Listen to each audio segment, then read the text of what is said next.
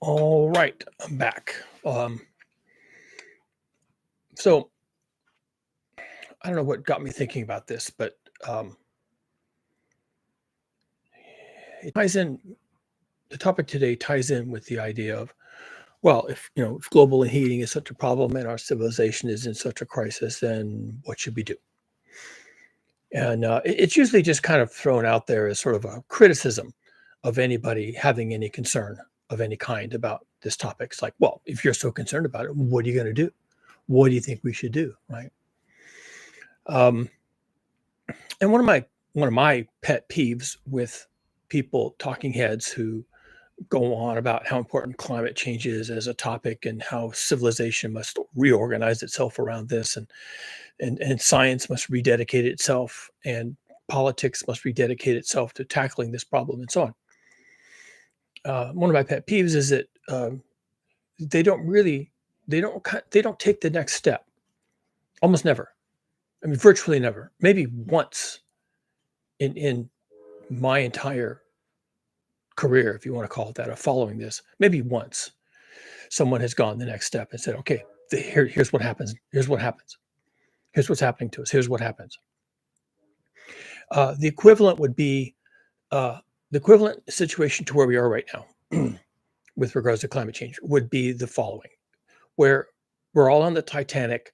It hits the iceberg. The ship is stopped in the water. Everyone's talking about the ship, and the captain keeps coming down and saying, uh, well, different crew members come down. They say different things, and they'll say things like, "We haven't hit an iceberg." Well, that's not true. Okay, but they'll say that, right? There'll be a crew member somewhere that says, "Oh yeah, we haven't hit an iceberg," and there'll be another crew member that says, "Oh yeah, we actually haven't stopped. We're still going to New York." Okay, now, that's not true, but they'll say that, right? They'll say that, and some people will say, "Oh, great, we're still moving." It doesn't look like it, but if we're moving, then fine. Some people would actually find that comforting, and then someone like maybe the captain would come along and say, "Oh, this ship is unsinkable. Didn't you read the ads? Didn't you read the marketing brochure? It says this ship is unsinkable, so don't worry about it." And then someone else will come along, the architect of the ship, and they'll come along and they'll say, "Well, even if it does sink, there's lifeboats everywhere." And so you have all these people coming along and saying, it's either not happening, it didn't happen, it's not a big deal. And then maybe you'll have someone who comes along and says, "Yeah, we struck an iceberg. Yes, we've stopped forward motion. Yes, the ship is taking on water. Yes, ships do sink. No, there's not really enough lifeboats. That's just kind of a myth. There's some lifeboats, but there's really not enough for everybody, including the crew." But then they'll say something like, "But we'll figure something out. We'll figure something out." And you're listening to this, you're saying, "Okay, we hit the iceberg, we've stopped, the ship is taking on water." Yeah, you're checking all the boxes, right? Okay, this sounds like a sinking ship, right? Iceberg taking on water, lots of water. The ship is settling in the water. The stern is tilting up, the deck is tilting. Check, check, check. Not enough lifeboats. Check, check, check. But then you're looking for the final thing, which is, what do we do? And the answer is, "Oh, well, don't worry about it. We'll come up with something." And that's like completely disconnected, right? If you were on the Titanic and you could see the deck was tilting, and the crew was running around, hair on fire, and the deck is tilting, and you're counting the lifeboats, and there's not nearly enough for everybody, and the final recommendation is, "Don't worry about it. We'll figure something out." You'd probably lose your mind. You'd in that situation, you say, that's not the answer. I mean, if you were sane, right? There's lots of people that would still be bellied up at the bar drinking bourbon, waiting for someone to straighten the ship out, right? Pump the water to the other side and then level out, and then we'll continue on to New York. There'll be people like that, bellied up to the bar, bellied up to the dessert cart, waltzing around on the ballroom floor, who just don't want to hear it and don't care. But if you're out there and you're talking to the crew and they're going down the list of, "Yep, yep, we hit an iceberg, we're sinking, the deck is tilting, the water's coming in, yep, yep, and there's not enough lifeboats, yep, check, check, check, check, check," and then they said, "Well, don't worry about it. We'll figure something out." You'd probably just take care of things yourself. You go find a lifeboat, you put yourself and your family on it, and you lower the lifeboat down somehow, and "Help me with this lifeboat, we're leaving." And you lower the lifeboat down, you get off the boat, right? You just unilaterally, you would do that. And right now in the climate crisis, that's kind of where people are at. They're just unilaterally by themselves, just trying to figure it out. because the politicians and the scientists, and I group the scientists in here as well. It just drives me crazy. A scientific paper, peer reviewed, published, right? Uh, Checking all the boxes. We've screwed up. We have to stop uh, carbon emissions, and there's no technology to do that. And here's the ice melt, and here's the changes in the AMOC, and here's the problems with the El Nino, and here's the problems with the this and that, superstorms and energetic systems and meandering in the jet streams and the Rossby waves, and they just check, check, check, check, check, and they get down to the bottom, and at the end of the paper they'll say, "But don't worry, we'll figure it out." Every time, every single time, every time. You don't believe me? Go out there and find an example where that isn't what they say. Don't worry, we'll figure it out. It's like if you're a scientist and you're giving a presentation to a group in an auditorium, and you have whatever the topic is, and at the very end you have to have what they call, and you're going through your slides, and you're talking about the data and the charts, and at the very end you have to have what they call the sunset slide. The sunset slide. And so if you're working out in the field, you're working on the ice, and then the last scene of your slide deck is a picture of the sun setting over the ice on Greenland, right? And or if you're working in the Amazon, there's the sun setting over the beach, at the mouth of the Amazon River. Or if you're working, in the Himalayas, it's the sun setting over the peak of K2 or something like that, right? And in your sunset slide. And so that all these papers have a sunset slide. It's like, oh, it's calming, it's relaxing. I just got this huge overload of bad news and data, and it's so troubling, and I'm so confused. I don't know what to do. The sunset slide. So all these papers end with the sunset slide. It's a sunset. You can relax. Look, there's a dog running on the beach. It's a sunset. And we took this on our expedition, and we were out there. So this is proof we were out there. And look, there's all the people standing together in the front, and behind it, the sun is setting over the horizon. It's a sunset slide. Okay. That's fucking ridiculous. This is crazy. There's no sunset slide for the sinking of the Titanic. For one thing, it was at night. But even if it wasn't at night, even if it was in the tropics and there was an island and everyone swam to the island and they're all bedraggled and wet, and the children are crying and people are half drowned, and what you're going to have someone's going to wake up and say, "Oh, look at the sunset is setting over the horizon there. Look at this beautiful sunset." No one's going to do that. You just barely survived the sinking of the Titanic. Now you're on an island. You have no food, no clothing, no water. No one knows you're there. There's way too many of you to be stuck on this island somewhere. Oh, and yeah, it's true. The sun is setting. Isn't that wonderful? Or you're floating off in some lifeboat in the middle of the water, and you're all sunburned and blistered, and the sun is setting, and someone's going to point out, "Well, what a beautiful sunset." There's no sunset for this. This is an unmitigated disaster. There is no sunset for this. There's no beautiful thing that you're going to put as a punctuation mark at the end of this and say, "Yeah, well, that's all bad. But look, here's a rainbow. Here's a puppy. Here's a sunset." This is ridiculous. And yet that's what we get. And why do we get that? I don't know why we get that. I really don't. I mean, I could say, well, people don't want to be downers, right? You won't come back and watch their next presentation. You won't come back and view their next video. They're a downer. They didn't leave you up with an upbeat message, right? They're a downer. And no one wants to come away from a YouTube video with a downer message. Yeah, well, fuck off. Just go fuck yourself, because this is bad.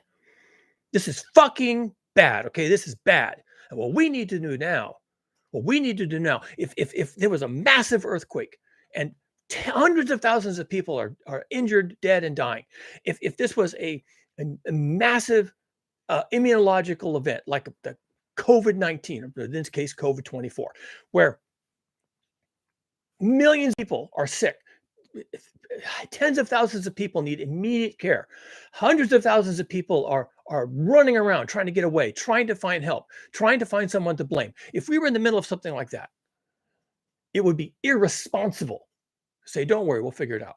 That would be irresponsible. Instead, what you do in the middle of a natural disaster, a massive earthquake, a massive pandemic, Or if you're on the battlefield and there's been a massive battle,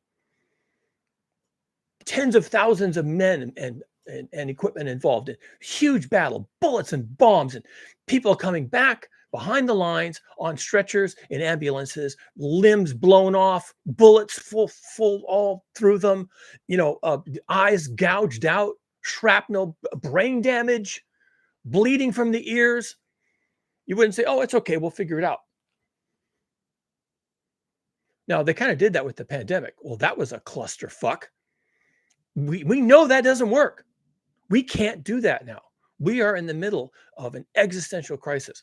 I know it doesn't seem like much. It's just global heating. It's just 1.5 degrees C above pre-industrial baseline, blah, blah, blah, fucking blah. No, we are in a disaster. It's as if we're on a battlefield. It's as if there has been an earthquake. It's as if our boat has struck the iceberg. Or worse, we're already in the lifeboats and we're floating off to sea and we don't know what to do. We need to respond. We need to do something now. We're leaving it to individuals to figure that out. We're leaving it to anybody who can figure out the science, read the papers, connect the dots, interpret the graphs, put on a historical wrapping around this whole thing about how humans behave, how civilizations collapse. Gear all that together, which I can do, by the way. Nobody else can do that. You don't know about anybody who can do that. Neither do I, but I can do that. So I have done that. And what I'm telling you now, what we need to respond to a disaster. And the way you respond to a large scale, massive, overwhelming disaster is not by leaving it to individuals. That is the thing you do not do. You do not do that. You don't tell them, don't worry, you'll figure it out. That's not what you do. You do not do that. That is cruel and inhumane. And that's especially cruel and inhumane in this case with this particular problem, global heating. It's cruel and inhumane if you are a scientist, a politician, a lecturer, a teacher, a philosopher, a diplomat, or any of a million subfields. What are they? Doctor, nurse, teacher, people who interact with people on the ground. You have a responsibility to tell them that they're fucked. And then you have a responsibility to help them get through that. But it starts with admitting that we are overwhelmed. That's how it starts. And when you are in a situation where masses of humans are going to be involved, okay, and it's overwhelming, the hospitals will be overwhelmed, just like they were with the pandemic. That the politicians will be overwhelmed. That every kind of first responder, everywhere, anytime, is overwhelmed. When you're in that situation, you have to fall back to what they call triage. Triage. It's a French word. I don't know what it means. It means what it is. And what it is, what triage is it's a filter. When you have a large scale disaster where your institutions, the first application of triage was not to civilizational collapse. It was to medical response. Originally on the battlefield, that's where the word was invented. But later on, also, most major hospitals, like urban hospitals, have a triage physician who is assigned to the emergency room. That's their job. I'll explain in a moment why they have that. Also, triage facilities will pop up during a major natural disaster. When FEMA comes in or the government comes in and they're bringing in their people, one of the first things they do is they don't send everybody to the hospital. One of the first things they do is they set up triage facilities. They're just temporary tents. They set them up. The ambulances or whatever are directed to the triage facility first. And then after triage, which I haven't described yet, takes place, then some of those people are sent to the hospital. It's a buffer where hard decisions can be made. It's a buffer where very difficult decisions can be made on who gets care. Bing, did that just set you off? Who gets care? Now, let me explain how that decision is made. It's not made on, do you have a credit card? What's the color of your skin? Okay, that's not what the triage facility is for. It's determine who gets care. And here is the basis of triage in a medical disaster, like an earthquake, like a fire, less often hurricanes or tropical storms because people just generally are dead, right? You either survive it or you die. But earthquakes and similar things can actually cause a great deal of physical harm on a range. And that's what climate change is going to do. It's going to cause physical harm to us in a range of harms. Everything from this group is okay to this group. Well, let me explain what triage is. On the battlefield or during a large scale natural disaster where hundreds of thousands of people are caught up in it, the victims, the injured, whether they're the walking wounded or people on stretchers or people who are very clearly dead, whatever, they go to the triage facility. And what the triage doctors and nurses do, and they're trained for this, by the way, and I'm going to come back to this in a minute with regards to triage of civilization. The doctors and nurses who are board certified to do triage, not that any doctor couldn't do triage. And if that's all you had was a particular doctor, then you'd have to go with that. But triage doctors, triage nurses, people who have that in their resume are specially trained. And here's what they're trained to do. For one thing, you have to be specially trained because most doctors, most nurses, most healthcare providers want to save everybody. They want to cure everybody. They want everybody to be okay. That's why they do their job. That's why they got into it. They want everybody to be okay. Ask them. They'll tell you that. How do you feel about, injuries and patients? Oh, I want everyone to be okay. Whatever I can do to help. Whatever I can do to help. It's amazing, right? Florence Nightingale, wasn't she the first nurse, right? Florence Nightingale, was it the First World War? Wanted everybody to be okay. Triage doctors and nurses are exactly the opposite. They're exactly the opposite. They are trained. Training, this is what it takes, okay? They are trained not to make everybody be okay. They are specially trained to be able to decide who can be okay, who can be okay, given the limits of our system for saving life and the number of people coming at it who need life-saving care. So this works in a hospital, an urban hospital during a disaster. It works on the battlefield when there's been a big war, a big battle, and the mobile army surgical hospitals, the MASH units, are being overwhelmed with incoming. Doesn't matter where it is. These people are specially trained. Here's how they do it. Here's what triage is. Here's what it actually is. And this is why you have to be trained, specially trained, to be able to perform this duty on the battlefield or in an urban setting. What happens is that as patients come in one at a time, they come before the triage doctor or the triage nurse. And the purpose that this person is a gatekeeper, sad to say, they are a gatekeeper for who is going to receive care. They look at the injured individual.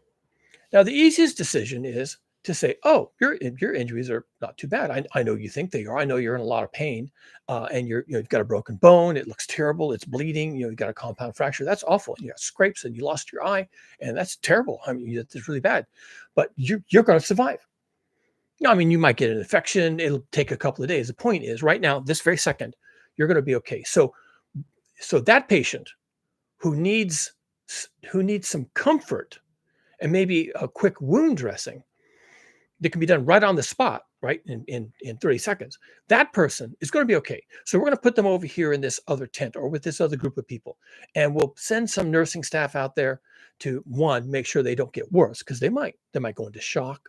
The injuries might be worse than we thought. They may have internal injuries. So we're going to set them over here with this other group. They're going to have practitioners to make sure they don't slide deeper. And if they do, then we do another evaluation. But they're going to be okay. We'll give them morphine, aspirin. We'll clean their wounds, bandage their head, whatever. We're not going to set their bones. We're just going to try and get them stabilized. That's what they call it, stabilization. Get them stabilized. And then, okay, so that's one level of triage. The next level is, okay, people coming in who are either dead, so they don't need any care. Why would we send them into the hospital? Makes no sense. They're dead. 2, are going to die. Maybe they're actually almost dead, but they still have a pulse, but they're going to be dead in 5 minutes or 10 minutes. They've bled out. They have lots of internal injuries. Their skull is crushed, whatever. They're coughing up blood, a lot of problems. They're not going to survive. With these people, they cannot be saved. That's the determination. Now, that's harsh. Oh, you should try. No, you should not try. We're doing triage now. We're not saving everybody, Florence Nightingale style, okay? We're doing triage, and that's the second group. They can't be saved. Not given the resources we have. If this person came in here into an emergency room at 2 o'clock in the morning from a car accident, and it's been kind of a slow day, and there's nothing else going on in the ER, and then we would do more, right? We would tear into them. We'd get them into X-ray department, and we'd get them to the CT scanner, and we do all this stuff, and we throw everything at it, possibly. And then they might die anyway. But we had resources, so let's go ahead and do it. But if you have a disaster, I have to say this: if you are in the middle of a disaster, and it has probably been declared a disaster, and that's one of the reasons why government officials declare disasters. That's one of the reasons they do that, is so that people can say, okay, now we do triage. And they kind of have a sort of indemnity, right? They're kind of held blameless for launching the triage machine because we have a declared natural disaster. That's one of the reasons the politicians do that. So the hospitals and the entire apparatus can launch a triage and get people through it, set it up and move people through it and not be blamed for it. So if the second group of people comes in and they are clearly dying or nearly so, they also get pushed off to another group of people. Now, these group of people, they will also have, a nurse or a practitioner, but probably just one. And what that person is doing is trying to determine when this person dies. Or maybe if suddenly they start to look like they're not as bad, well, then we can bring them back into triage and say, okay, let's reevaluate. But that they're set off to this other side over here, far away from the people who are hurt, but probably going to be okay. We put this other group sort of in a morgue, right? They're not dead, but we think they're going to die. Well, and they also give them injections of morphine, things like that. Try and make them comfortable so that as they pass on, they're in as comfortable a position as possible. You don't want people screaming and yelling, and you give them a morphine injection, and they just kind of zone out. And if 10 minutes later they're dead, well, all you're out is one morphine injection, but you save them pain and suffering and confusion and fear, and then they left the world. That's what was going to happen to them, and so they do. The morphine doesn't kill them. Their injuries kill them. The morphine just gives them, it helps relax them and relieve their anxiety. All right. And then, so those two groups are easily taken care of. Yeah, you're injured. I can see that. And if you were the only one here with those injuries, I would treat you right now. But actually, I've got 3,000 people that I have to examine in triage. And so I'm going to set you off to the side. I'm going to set you off to the side. We're not going to treat you right now. But my injuries are minor. You should treat me right now. No. Okay. And then the other group, which is people who are dead or dying, and they go over here. It's not quite the morgue, but it's like that. There's still nurses watching things and making sure people are comfortable, but there's no hope for them. So don't try treating them. Put them over here. And then there's a third group. It's squarely in the middle, right? They're badly injured. Broken bones, okay? But they're not injured so much that they're going to die. They could be saved. And this is the critical thing, and this is key to my thesis today. I want you to notice this. I want you to notice what happens. They are injured. There's a huge problem here. But we believe if we applied immediate care, you see what happens? If we provide immediate care, they get the X-ray, they get the surgery, they get the surgical suite, they get the CT scan. If we apply immediate treatment and evaluation right now, we can save them. They'll still be injured. They'll be in the hospital for 6 weeks or longer. They might lose a leg. They might lose an arm, whatever. They might be blind in one eye, but we could save this person if we got on it right now. So what the triage facility does is it figures these three groups out. And the group in the center that's not going to die right now, and their injuries are such that they could be saved with immediate care, they go immediately to the hospital. And the people at the hospital, when there's a triage process in place, they know that this person could be saved, and they will throw everything they have at this person and their injuries and their treatment regime as fast as they can. Now, the hospital could still be overwhelmed. There could be so many people coming in who need immediate care in order to survive, in order not to lose a limb. They need immediate care right now. The system could still be overwhelmed. But the point is, the halls aren't full of people who are in there because they scraped their elbow or broke a finger, or lacerated their leg and they're bleeding and it's uncomfortable. Normally, those people would be sitting in the halls, but they're out here in this other group being cared for, giving, medications, being given water, food, possibly, and they're waiting their turn to go into the doctor, to go see the doctors, go see the hospital. And then there's other group that are basically dead or dying, right? And so you don't need those in the hospital because they're just going to sit there on the gurney dying and dead and taking up space. And people have to come by and check on them. Are you okay? Why are you here? What's your injury? The doctors keep asking the same questions of the patient, and the patient's not responding. They don't know what to do. They can't put the person outside. They can't put the person in surgery because they don't know what the problem is. Don't have those people in there. Have them over here where we can keep an eye on them, make sure they're comfortable. And if they die, then, they're okay. They're fine where they are. They just leave them where they are. They're dead. Well, the dead don't care. And the idea is that by using triage, you lose fewer people. That are people that are mostly okay, will be okay tomorrow, or they'll be okay later today, and we'll get to them. But the people who need immediate care and could be saved, preserved by that care, you put your focus on them and you give them the care. Doesn't mean you're not overwhelmed, but by definition, you are less overwhelmed than you would be if there was no triage of any kind. Now, to my point today. Our civilization, global, Western style, industrialized civilization, okay? This civilization, based as it is entirely on fossil fuels, is doomed. It's as simple as that. You can say, well, we'll innovate. No, you won't. You're not, and you won't. You don't have time. It's a hoax. Think whatever you like. Well, it's the Chinese. That doesn't help us. Pointing fingers. What? You're still doomed. It doesn't matter who's doing it. You're still doomed. You got a problem now. What are you going to do? And of course, it also doesn't help, as I started out in the beginning, saying, "Oh, don't worry, we'll figure it out." That doesn't help. That fucking does not help. Okay, don't even go there. That is not the answer. Sunset pictures. No, that's not what we're doing. So what do we do? Well, if you are in the middle of a disaster and you declare it a disaster, which right now we have not done with climate change, global heating, right? We haven't really globally declared a disaster unless you talk to the Secretary General at the UN. He'll tell you, yeah, it's a disaster. But, country at the level of countries, we haven't done that. That's a problem with countries. If you want to, reflect on that a little bit. We haven't done that.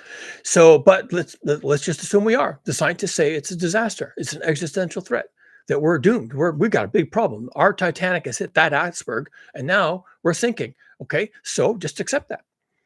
So what should we do? Well, as with an earthquake or another natural disaster, as with a major battlefield casualty event, as with anything like this, you set up triage. Why? Because you're in a disaster. And you can't save everyone. Some people cannot be saved, period.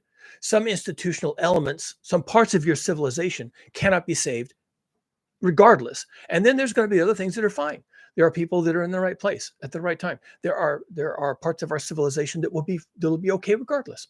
Right? We don't have to save those. They're going to be fine. Or they don't matter. They just don't matter. We don't care if we lose them. It's not a big deal. And then there's the things in the middle that we could save, elements of our civilization that we could save if we applied all our resources, all our cleverness, all of our ingenuity at these things. Just like you would with a patient who could be saved if you threw everything you've got at this person right now. Shortly. There are elements of our civilization that are going to go away or be horribly maimed if we don't do something now to preserve them. Now, there are other elements of our civilization that are just flat doomed. They're just doomed. They're going to die.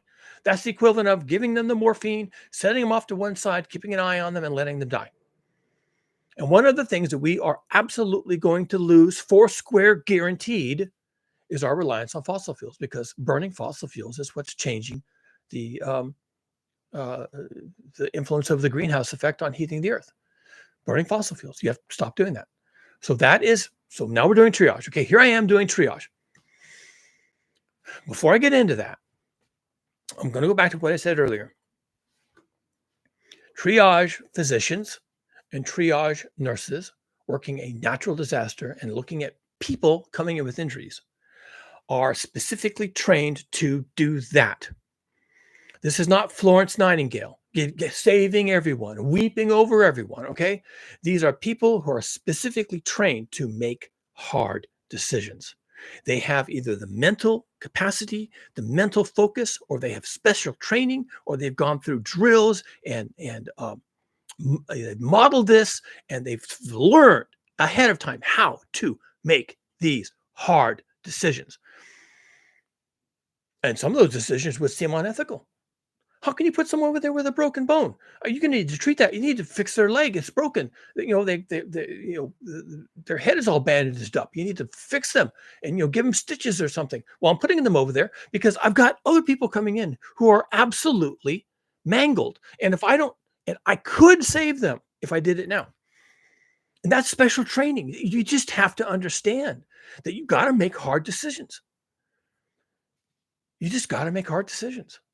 And emergency rooms in hospitals have triage physicians on duty all the time. I worked in an X-ray department adjacent to an emergency room. They very often are very close together, and you can imagine why.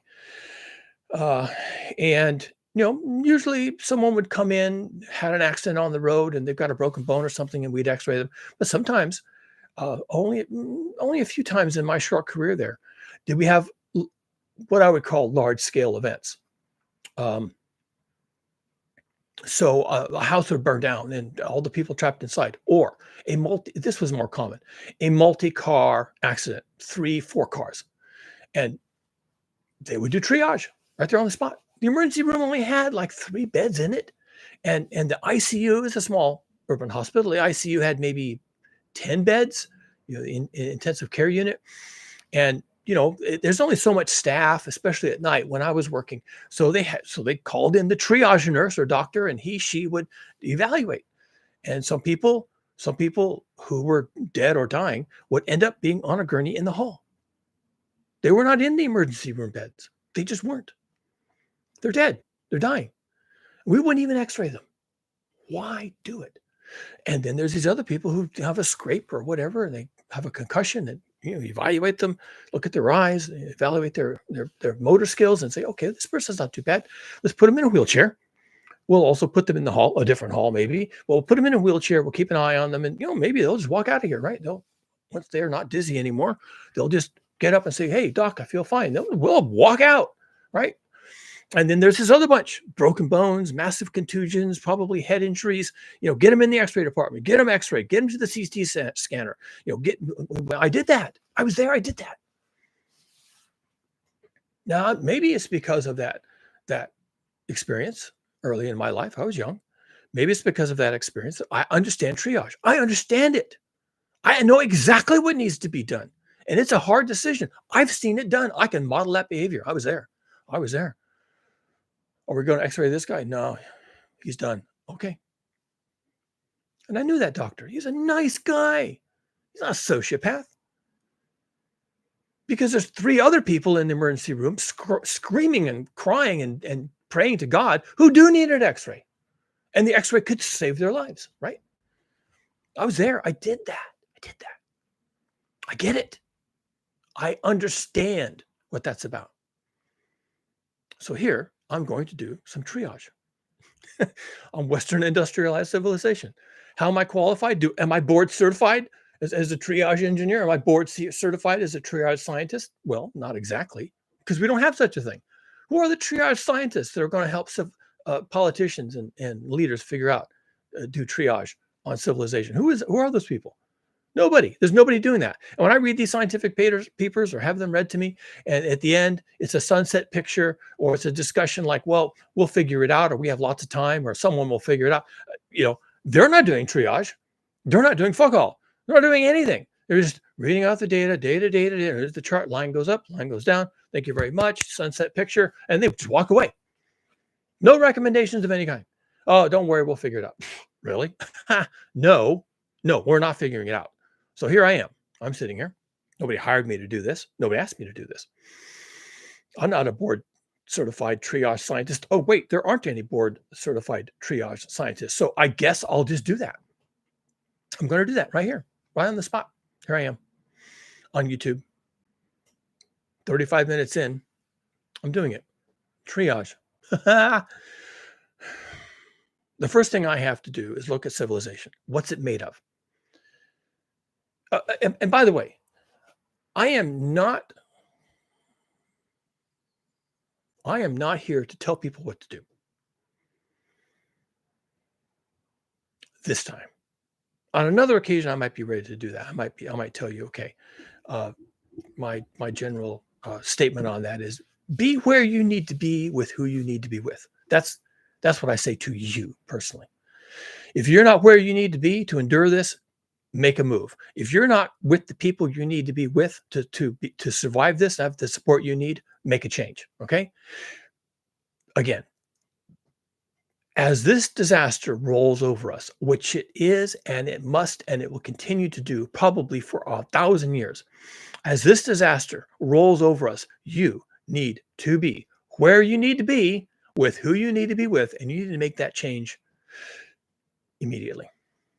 You don't like the sound of that? You've got a job, your kids are in school, you like your neighbors, you like your house. You don't like the sound of that? Okay, well, then you're not ready. You're not ready for this. We are doing triage. That's what I'm here to do. And you need to be where you need to be with whom you need to be with. Now, if you're already there and you're surrounded with your family and your neighbors are really supportive and you feel like this place is not going to be underwater anytime too soon, and there's not going to be massive storms and 12 inches of rain like we see in Southern California this week, and you feel like instinctively you feel like your government is supportive, they're on board, they've been quick to help people in the past, and everyone in your neighborhood is got their heads screwed on straight and they're talking good talk about pulling together and solving this problem. Maybe you are in the right place. Maybe you are with who you need to be with. If your family's nearby, a couple miles away or closer, or they don't mind moving in with you, right? Elder parents living out in Connecticut or something, and they could move in with you, live in the spare room. Maybe you can figure that out, right? Maybe you should figure that out. If you haven't yet, just go ahead and figure that out. Very quietly figure that part out. Be where you need to be with who you need to be with, because as this disaster rolls over us, which it is doing, which it must do, which it will do for 1,000 years, if you are not where you need to be, you're going to panic. You're going to want out. You're going to say to yourself, I can't be here, wherever here is, because this place sucks. It's going to be underwater again. It's going to have more hurricanes again. It's going to have tornadoes. The government is stupid. All these people are libertarians. They don't help anybody. There's no money in this community. They can't respond to disasters. Anything at all breaks the back of the community. Everybody's at each other's throats. This is a bad place. I got to get out. Do that now. Do that now. If you are in the wrong place and no one is going to help you and no one works together and there's no money and there's no support and there's no political support, get out. Go where you need to be.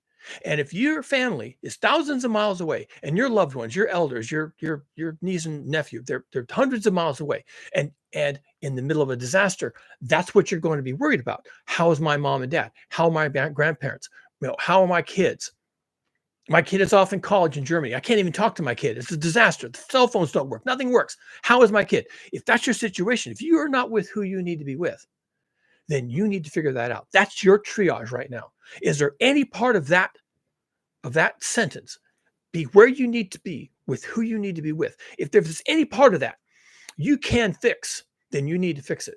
If there's part of it that's fine, then don't worry about it. Maybe it hurt to make sure that people don't leave suddenly, or that your community doesn't start to fall apart or show, tendencies of, political, ideological intolerance or racism or whatever's going to make this a bad place for you. As long as your community's fine and there's nothing blowing up, then don't worry about it. But if your community is basically rotten at the core and it's going to be a dangerous place for you to be, get out. All right. That's that other group. Don't try to save it and don't ignore it. Get out. But if there's fix your community right now and applying a project to get your community lined up for a disaster, whatever it is, it could be as simple as neighborhood picnics, right? More potlucks. People get together and have dinner together. More play dates with the children, where all the families go to the park and all the kids play together and all the adults talk to each other. Whatever it takes to fix your community, to create a sense of cohesion in your community. And you think that's what's necessary, and you think that would help you in a disaster and that everyone would be helped by that, but it has to be done now. Then do that now, because you're not going to have time. Don't try to fix a completely broken community. Get out. But if it could be saved, and it could be saved now, then do that work now as an urgent matter. And maybe you can save your community. On the other side of that, if there are people that you need to be with in the case of a disaster, either they find themselves in a disaster or you find yourself in a disaster and you need their support, whichever end of that spectrum you and they are on, or maybe possibly both, right? Then you need to reorganize your special people around being together. Be with who you need to be with when this thing happens to you. And if there's an elder and you're going to worry about them, you're going to be sick to death about them in the case of a disaster, then you need to be together and you need to explain that to them. If you have children and they are going to a university that's far away and in some other country and they're surrounded by people you don't even know, couldn't find on a map, and that would give you grief, that you would lose your fucking mind in the case where you couldn't talk to your child, or your child was remote and you couldn't get to them. You couldn't see that they're okay. You couldn't help them be okay. Then that's a bad situation. You need to fix that. You need to fix that. You need to fix that now. You need to figure that out. If they're fine, then don't worry about it. Or if you're estranged from your family and you can't even approach them anymore because they're whatever, the MAGAites or whatever the problem is, then, or they're not MAGAites. If you're a MAGAite, then I guess if they're liberal progressives, then give up on them and just tell yourself at this point right now, I'm giving up on these people. They're going to have to take care of themselves. Hopefully they survive. I can't think about them anymore. It's just too much for me. I just can't deal with it. And then find those people in the middle who you would be really upset if something bad happened to them, who you would be really upset. You'd lose your mind. You couldn't sleep if you couldn't help that person if they were in a disaster, where you would be depressed. And your life would be ruined if something happened to them and you couldn't help them. Okay. Fix that. You can fix that now. Find a way to fix that. That would be bad for you if something happened to them, or if something happened to you and you know that person or that other group would be their life would be ruined by something bad happening to you. Fix that. Either tell them, don't ever worry about me. I've made my choices. And if something bad happens to me, you need to know that I made the choice to do this or be here or be with these people and endure this on my own. You need to set them at peace so that when the disaster rolls over you, you have already cleared the deck. You've already explained to them that this is your choice or be with them. Okay. And look how this conversation goes on. You could, if you're a child and your parents, an adult child, and your parents are 1,000 miles away, and you could just have this conversation with them right now. You could get off the phone right now and have this conversation with them. Hi, Mom. Hi, Dad. Yeah, I know it's been a while, but I love you. And I just want to talk about, how I want you to act if something happens to me. I'm out here in California, or I'm in Wyoming, or I'm in Florida or Texas, and climate change is a real problem around here. It's really dangerous. I know you're worried about me. You think I'm in the bad place. You think I'm with bad people. You think my community is not going to be supportive. But I just want you to know I'm stuck here. I like it here. I have friends here, and I'm not leaving here. I just want you to know that. And I want you to be absolved of all responsibility for whatever happens to me, because I'm telling you right now on the phone, I choose to do this. I choose to be here. I know the risks, and I know how hard it's going to be for you if something bad happens to me. But I am choosing to stay here. And I'm choosing that knowing the risks. And I want us to share that knowledge that you have to know and I have to know what the risks are. And I am choosing this. You have to do that because you could do something else. You could move. You could go back to them, or you could have them come here where you are, depending on where you think the problem is. And you could do that. So if you're not going to do that, then just clear the air. Just tell them, don't worry about me. I'm not your responsibility. So that is just looking at the triage that you can do on a personal level.